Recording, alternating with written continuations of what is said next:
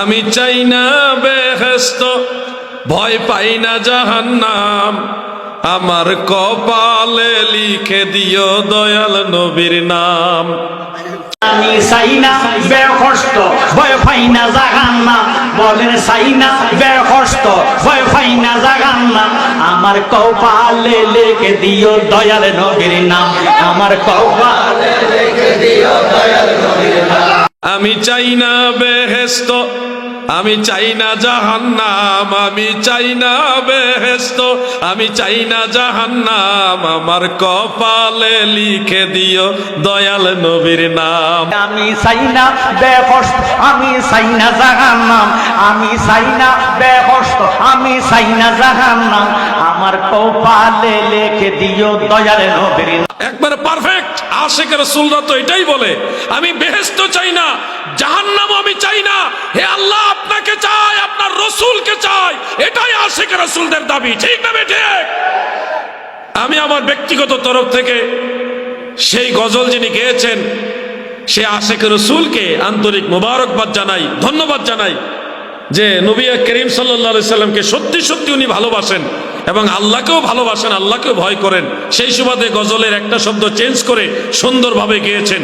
এটাই হলো আশিক রাসূলের পরিচয়, এটাই নবী প্রেমিকের পরিচয়, এটাই কোরআনের প্রেমিকের পরিচয়, এটা আল্লাহ রসুলের হাদিসের প্রেমিকের পরিচয়। কথা ঠিক না বেঠিক?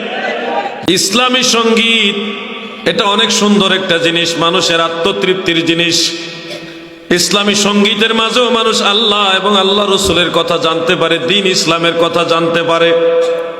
এটার মাধ্যমে মানুষের হৃদয়ের মধ্যে ইসলামের এই কথাগুলি খুব সহজেই প্রবেশ করে। ইসলামী সঙ্গীত আমরা সবাই গাই, জিকির করতে করতেও গাইলাম, আমাদের ছাত্র ভাইয়েরা গায়। কিছুদিন আগে এক ভাই ইসলামী সঙ্গীত গেয়েছিলেন, অত্যন্ত সুন্দর লেগেছে। তিনি গেয়েছিলেন, গাইতে গিয়ে একটা শব্দ চয়নে সঠিকভাবে বলেননি। আমি চাই না বেহেশত, ভয় পাই না জাহান্নাম, আমার কপালে লিখে দিও দয়াল নবীর নাম। কথাটা খুব সুন্দর, কিন্তু একটা শব্দ আমি বলেছিলাম যে আমি চাই না বেহেশত, ভয় পাই না জাহান্নাম। প্রথম শব্দটা ঠিক আছে, আল্লাহ আমি বেহেশত চাই না, আমি আল্লাহ আপনাকে চাই, আল্লাহ আপনার হাবিব রাসূল সাল্লাল্লাহু আলাইহি সাল্লামকে আমি চাই। ভয় পাই না জাহান্নাম, এই কথাটা আপত্তিজনক। ভয় পাই না জাহান্নাম এই কথাটা কেন আপত্তিজনক? আল্লাহ নিজে কোরআনুল কারীমের মধ্যে বলেছেন, ওয়াত্তাকুন নার, তোমরা জাহান্নামকে ভয় করো। আল্লাহর আদেশ, তোমরা জাহান্নামকে ভয় করো। আল্লাহ বলতেছেন ভয় পাও, ভয় করো জাহান্নামকে। আমি যদি বলি ভয় পাই না জাহান্নাম, তাহলে আল্লাহ তাআলার হুকুমকে ভায়োলেট করা হয়, অসম্মান করা হয়। আল্লাহর আদেশকে বলতে আল্লাহ বলতেছে ভয় করো, আমি বলতেছি ভয় পাই না, তাহলে আল্লাহকে চ্যালেঞ্জ করা হলো। আমি বিষয়টা বলার পরে যিনি এই গজলটা গেয়েছেন উনিও আমাদের আহলে সুন্নাতুল জামাতের একজন উজ্জ্বল নক্ষত্র, ভালো মানুষ, আশিক মুস্তাফা, একজন আল্লাহর ওলির আওলাদ। আমি ওনাকে অনেক শ্রদ্ধা করি। তিনি নিশ্চয়ই আমার আলোচনাটা শুনেছেন, শোনার পরে গজলটা চেঞ্জ করছেন।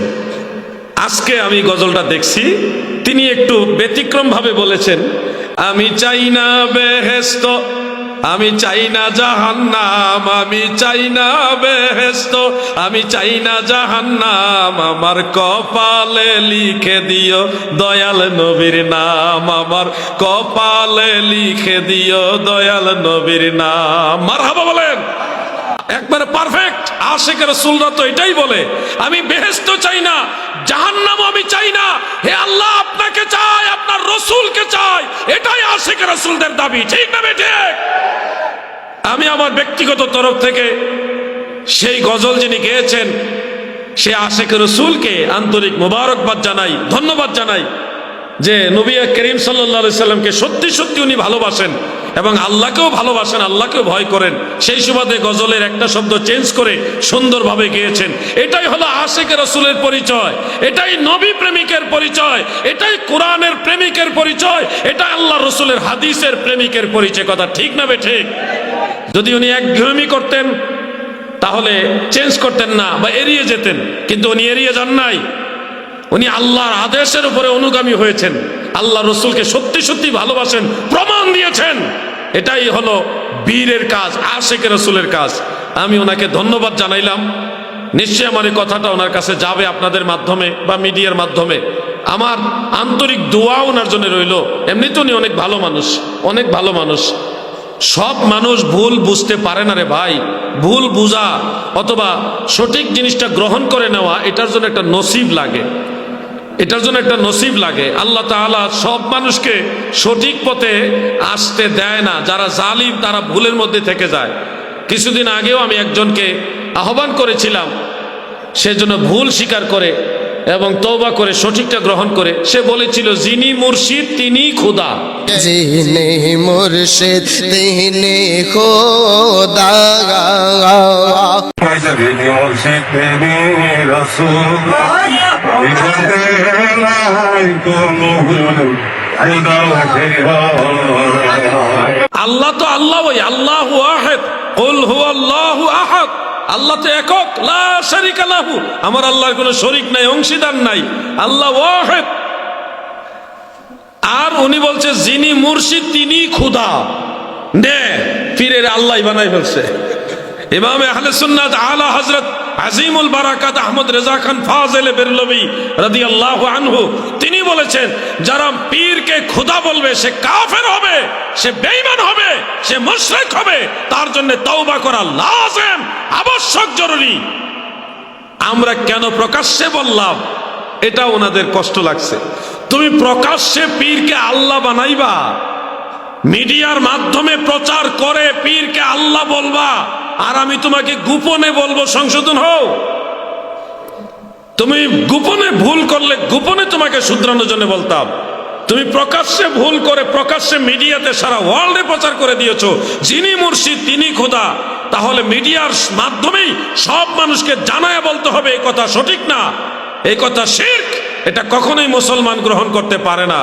মুর্শিদ নিঃসন্দেহে আল্লাহ এবং আল্লাহ রসুলকে পাওয়ার ওসিলা। আল্লাহ এবং আল্লাহ রসুলকে পাওয়ার ওসিলা হলো পীর ও মুর্শিদ, এবং ইলমে মারিফত পাওয়ার ওসিলা হলো পীর ও মুর্শিদ।